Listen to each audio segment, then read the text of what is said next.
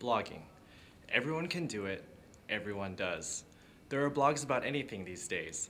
Fashion, politics, TV, even crazy things your dad might say.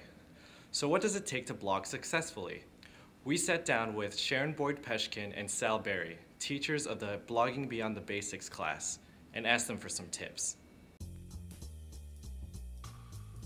I think the first thing is you gotta know and like what you're writing about. If you try to write about something because you think there's money in it or you think there's popularity in it, you're not going to do very good. And you have to stay interested and connected and aware of what's going on in that interest area and whatever you're writing about or what community is interested in it along with you. You need to bring something new to the party. If you're just rehashing stuff that's already out there, that's not of value. So you need to do some reporting and some research and some interviewing. It's just like any kind of journalism where you need to be enterprising to a degree for your blog to have value. Black text on white is maybe some people see that's boring. I see it as highly readable.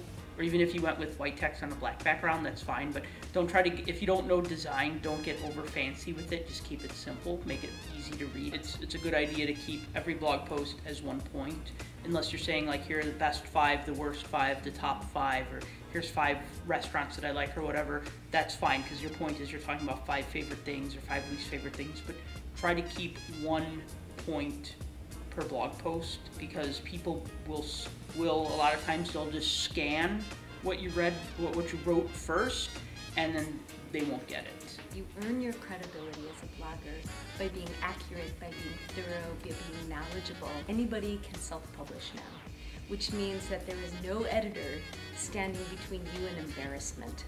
So you really have to edit yourself, you have to proofread yourself, you have to think very carefully about what you're putting up before you press publish, because there's nobody who's going to save you and have your back any longer. Just kind of being a good member of the blogosphere, meaning that you're part of a community of bloggers, at the very least a community of bloggers in your area of content, and kindness and generosity goes a long way, whereas being kind of snide and cutting is probably not